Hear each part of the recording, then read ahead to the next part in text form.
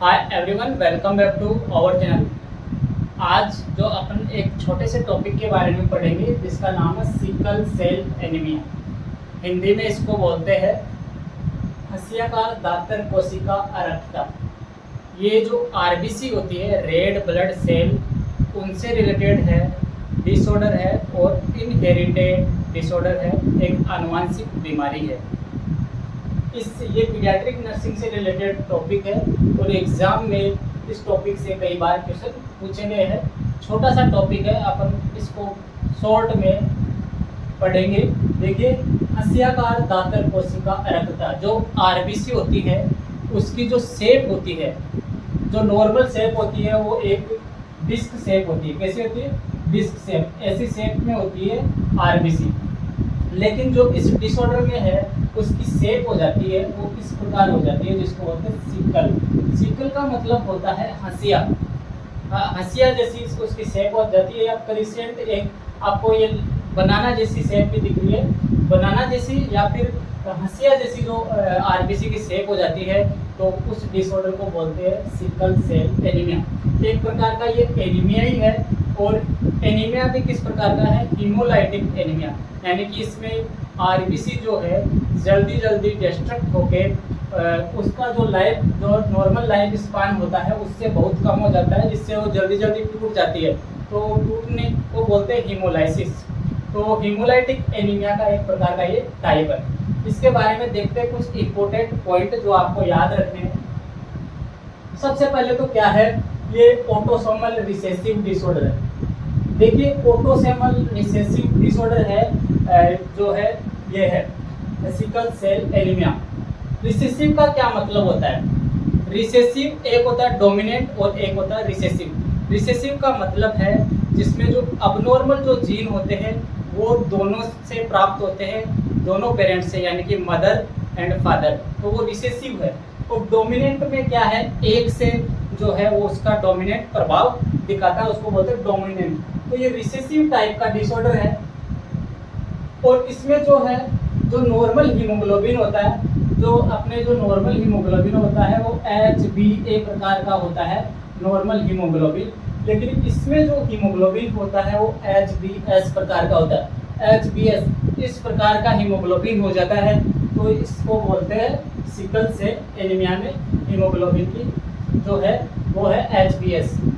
एक है इसमें जो आरबीसी का शेप है वो सिकल शेप प्रेजेंट, ये आपको याद रखना है। इसमें क्या जो ये इसकी जो शेप अगर चेंज हो जाती है नॉर्मल से, तो इसकी ऑक्सीजन कैरिंग कैपेसिटी है जो आरबीसी है, आरबीसी के अंदर हीमोग्लोबिन होता है, वो ऑक्सीजन लेके जाता है। तो वो जो ऑक्सीजन कैरिंग कैपेसिटी है वो इसकी क्या हो जाती है, कम हो जाती है, जिसकी वजह से इस्चीमिया यानी कि जो कोशिकाएं होती है, सेल्स होती है, वहाँ पे ऑक्सीजन की कमी हो जाती है, जिससे वहाँ की सेल डैमेज होती है और उसकी वजह से पेन होता है। इसमें पेन जो है, दर्द है, वो दर्द क्या है, इसका प्रोमिनेंट फीचर है इस डिजीज का। इस एनीमिया का जो प्रोमिनेंट फीचर है वो है पेन। स्पेशली एक्सट्रीमिटीज में होता है, हाथों में और पैरों में जो पेन है, और उसकी वजह से यहाँ पे जो हाथ पैरों में स्वेलिंग भी हो जाती है। तो ये प्रोमिनेंट फीचर क्या होता है, पेन होता है इसमें, ठीक है। ये कभी कभी बहुत ज़्यादा सीवियर भी हो जाता है। किस कंडीशन में सीवियर होता है कंडीशन, वो भी अपन देखेंगे। देखिए, इसमें जो है आरबीसी का जो जीवन काल है, जो अपन नॉर्मल जो पढ़ते हैं 120 दिन की आरबीसी का जीवन काल होता है, लाइफ स्पान होता है, वो इसमें कम होके 20 से 40 दिन ही हो जाता है, बहुत कम हो जाता है। जिसकी वजह से क्या है, वो जल्दी टूट के वहाँ पे जो हीमोलाइसिस होता है, और हीमोलाइसिस की वजह से क्या, जितनी ज़्यादा आरबीसी टूटती है तो उसका जो बाई प्रोडक्ट के रूप में बनता है हीम और ग्लोबिन। तो इसमें जो है बाई प्रोडक्ट के रूप में बिलीरुबिन भी बनता है। जब हीमोग्लोबिन टूटता है तो बिलीरुबिन जितनी अधिक मात्रा में होगा, तो इसमें क्या है, जॉइंडिस के फीचर भी होंगे। ऐसे पेशेंट में है वो जॉइंडिस यानी कि पीलिया होने के चांस बहुत होते हैं, ठीक है। तो ये भी आपको ध्यान रखना है। इसमें जो साइन सिम्टम में अपन देखेंगे तो मेन जो फीचर है वो तो है पेन, दर्द होना है, और इसके बाद में है हीमोलाइटिक एनीमिया होता है। एग्जाम में पूछा जाता है कि कौन सा टाइप का एनीमिया होता है, हीमोलाइटिक। यानी कि जो आरबीसी है वो टूट टूट के जो है उसकी वजह से है, जो एनीमिया होता है उसको बोलते हैं कि हीमोलाइटिक एनीमिया। हीमोलाइटिक एनीमिया की वजह से है, इसमें जॉन्डिस होता है। जॉन्डिस यानी इसमें क्या है, बिलिरुबिन की मात्रा बढ़ती जाती है, क्योंकि आरबीसी जल्दी जल्दी टूटती है तो बिलिरुबिन की मात्रा बहुत ज़्यादा बॉडी में होती है, उसकी वजह से जॉन्डिस पीलिया हो जाता है। ग्रोथ रिटार्डेशन क्यों होता है, क्योंकि ऑक्सीजन कैरिंग कैपेसिटी है वो क्या हो जाती है, ऐसे जो पेशेंट है उसमें जो हीमोग्लोबिन की ऑक्सीजन ले जाने की जो ताकत है, क्षमता है, वो कम हो जाती है, जिसकी वजह से क्या है, ग्रोथ, उसमें जो ग्रोथ रिटार्डेशन है यानी कि उस मरीज की जो ग्रोथ है, डेवलपमेंट है, वो कम हो जाती है। इसके बाद रिकरेंट इन्फेक्शन क्यों होता है, रिकरेंट इन्फेक्शन क्योंकि ऐसे पेशेंट में जो है, एक तो देखिए जो आरबीसी का कब्रिस्तान किसको बोलते हैं, आपको पता है, आरबीसी का जो कब्रिस्तान है वो है स्प्लीन होता है, और स्प्लीन में जो आरबीसी है वो है एक्टिव होती है, तो वहाँ पे क्या है, ये ज़्यादा इफेक्ट होता है। एग्जाम में क्वेश्चन आता है कि स्प्लीनोमेगाली इससे रिलेटेड हो जाता है कि स्प्लीनोमेगाली होता है, उसकी वजह से यहाँ पे, और इसमें क्या है, ऑक्सीजन कैरिंग कैपेसिटी कम हो जाती है और जो उसकी इम्यूनिटी है वो भी कॉम्प्रोमाइज होती है, जिसकी वजह से इसमें रिकरेंट इन्फेक्शन होते हैं। ऐसे पेशेंट में बार बार अपॉर्चुनिस्टिक इन्फेक्शन, अवसरवादी संक्रमण होते हैं। तो ये आपको ध्यान रखना है। सिम्टम में लेग अल्सर क्यों होते हैं, क्योंकि लेग अल्सर इसलिए होते हैं क्योंकि उसकी जो है स्वेलिंग हो जाती है पैरों में, वो स्वेलिंग की वजह से जो है वहाँ पे अल्सर होता है, और इसके बाद में स्ट्रोक भी हो सकता है। इसमें क्या होता है, जनरली होता क्या है, जो छोटी छोटी जो कैपिलरीज होती है या ब्लड वेसल्स होती है, वहाँ पे जो ये जो अलग इसका अल्टर्ड शेप है आरबीसी का, वो आपस में गुच्छा बना के जुड़ जाती है, जो ब्लड सप्लाई अच्छे से नहीं हो पाती, उसको बोलते हैं ओकलजन, एक प्रकार की रुकावट। उस ओकलजन की वजह से क्या होता है, वहाँ पे दर्द होता है, उस एरिया में सूजन होती है। तो इसमें जो मेन पैथोलॉजी है वो यही है कि उसमें जो छोटी छोटी कैपिलरीज के अंदर जा जाके जो आरबीसी है वो जम जाती है, और कौन कौन सी कंडीशन में ये जो है ज़्यादा हो जाता है, तो वो अपन देखेंगे। इसके कौन कौन ट्रिगर्स होते हैं वो अपन देखेंगे। स्ट्रोक भी इसीलिए होता है क्योंकि जो है ब्रेन में जो है इसकी जो आरबीसीज है, अब नॉर्मल आरबीसीज वो क्या है, गुच्छा बनाती है, जिसकी वजह से ब्लड सप्लाई वहाँ नहीं हो पाती है अच्छे से, और स्ट्रोक जैसी कंडीशन भी हो जाती है। इसमें स्वेलिंग होती है, ये अपन ने देखा है। और इसमें ये एग्जाम में पूछा जाता है कौन कौन से ट्रिगर जो है उनको अवॉइड करना चाहिए। देखिए, सिकल सेल से संबंधित जो पेशेंट है उसको हमेशा हाइड्रेटेड रखना है, यानी कि उसको डिहाइड्रेशन से बचाना है।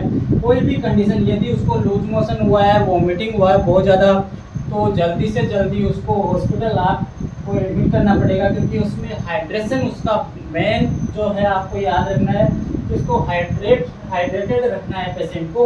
उसमें फ्लूइड है वो देते रहना है ओरली, और अगर ज़्यादा ज़रूरत पड़े तो जो है इंट्रावेनस भी दिया जाता है। और इसमें स्मोकिंग है, स्मोकिंग की वजह से भी है, वो है आरबीसी जो है उसकी जो वैसे ही ऑलरेडी उसकी ऑक्सीजन कैरिंग कैपेसिटी कम होती है, और स्मोकिंग की वजह से ये कंडीशन और ट्रिगर हो सकती है। ऐसे पेशेंट को इमोशनली स्ट्रेस नहीं देना है, उसको खुश रखना है। स्ट्रेस की वजह से भी ये आरबीसी का और जो है ट्रिगर हो सकता है शेप में, और हाइपोक्सिया होता है। और हाइपोक्सिया उसको नहीं होने देना है। कुछ भी अगर इन्फेक्शन हुआ है अपर रेस्पिरेटरी ट्रैक्ट का, तो वो जल्दी से जल्दी उसका ट्रीटमेंट होकर उसका इलाज करना चाहिए। हाई एल्टीट्यूड, ऊंची ऊंची जगहों पर उसको जाने के लिए मना करना चाहिए ऐसे संबंधित पेशेंट को। क्यों करना चाहिए, क्योंकि ऊंची जगह पे जो है ऑक्सीजन ऑलरेडी कम रहती है, और ऐसे तो इस पेशेंट में ऑलरेडी ऑक्सीजन की जो हीमोग्लोबिन की ऑक्सीजन कैरिंग कैपेसिटी कम होती है। इसमें इन्फेक्शन से उसको बचाते रहना है, क्योंकि इम्यूनिटी ऑलरेडी कम रहती है। और एक्सेसिव फिजिकल एक्सरसाइज की वजह से डिहाइड्रेशन हो सकता है, जिसकी वजह से अपने को क्या है, ये है कंडीशन जो है वो और ज़्यादा ट्रिगर हो सकती है, तो इसको भी आपको बचाना है। नर्सिंग पॉइंट, इससे संबंधित एग्जाम में क्वेश्चन आता है, नर्सिंग केयर आप क्या करोगे, तो मेंटेन हाइड्रेशन, उस पेशेंट का हाइड्रेशन मेंटेन करना है। ऑक्सीजनेशन मतलब उसको ऑक्सीजन देना है अगर ज़रूरत पड़ी तो। क्योंकि उसमें हाइपोक्सिया की कंडीशन बहुत जल्दी होती है। और इसमें वैक्सीनेशन, इसमें अवसरवादी संक्रमण, मैंने बताया आपको कि अवसरवादी संक्रमण जिनको अपॉर्चुनिस्टिक इन्फेक्शन बोलते हैं वो ज़्यादा चांस रहते हैं, जैसे कि अपर रेस्पिरेटरी ट्रैक्ट में न्यूमोनिया है या फिर मेनिंजाइटिस हो सकता है। तो ये बहुत सीवियर इन्फेक्शन होते हैं, तो इनको बचाने के लिए इनसे संबंधित वैक्सीनेशन किया जाना चाहिए। निमोनिया का वैक्सीनेशन आता है, हेमोफिलस इन्फ्लुएंजा का वैक्सीनेशन है वो करना चाहिए। अवॉइड ट्रिगर्स, जो मैंने ट्रिगर्स बताए उनसे अवॉइड करना है। और पेन मैनेजमेंट, स्पेशली जो इसका फीचर होता है वो पेन है उसका मैनेज करना है, एनाल्जेसिक मेडिकेशन देनी है। इसके अलावा इसकी स्पेशल मेडिकेशन है हाइड्रोक्सी यूरिया, वो एक मेडिसिन और आती है एग्जाम में, वो आपको याद रखना है। हाइड्रोक्सी यूरिया, हाइड्रोक्सी यूरिया ये सिकल सेल एनीमिया में मेडिसिन दी जाती है, तो ये भी आपको याद रखना है। तो इसमें है इसकी डायग्नोसिस कैसे करते हैं। डायग्नोसिस में जो पेरिफेरल ब्लड स्मीयर करेंगे, पेरिफेरल जो ब्लड स्मीयर करेंगे तो उसमें उसकी शेप दिखेगी, आरबीसी की शेप दिखाई देती है। ये किस लिए करते हैं, उसमें शेप, और जो शेप अगर अब नॉर्मल दिखाई देगी तो यहाँ ये कंफर्म हो जाता है कि संबंधित जो पेशेंट है उसको क्या है, सिकल सेल एनीमिया है। और जो मैंने बताया कि अबनॉर्मल जो हीमोग्लोबिन एस प्रकार का होता है, वो एस प्रकार के हीमोग्लोबिन है, उसको अपन जो है वो भी देख सकते हैं। तो ये भी एक कंफर्मेटिव डायग्नोसिस है। इसमें डायग्नोसिस के दो इम्पोर्टेंट ये तरीके हैं, ये आपको याद रखना है। स्पेशली इसमें होता क्या है, देखिए ये है कैपिलरी है, वो ओपल्जन हो जाता है जिसकी वजह से इस्कीमिया होता है और फिर पेन होता है। ये इसका मेन पैथोलॉजी है, ये आपको इसमें याद रखना है। इसके अलावा आपको एक चीज और रह गई, वो भी आपको याद रखना है। इसमें जो है जो क्रोमोसोम है ये, क्योंकि ये ऑटोसोमल डिसऑर्डर है,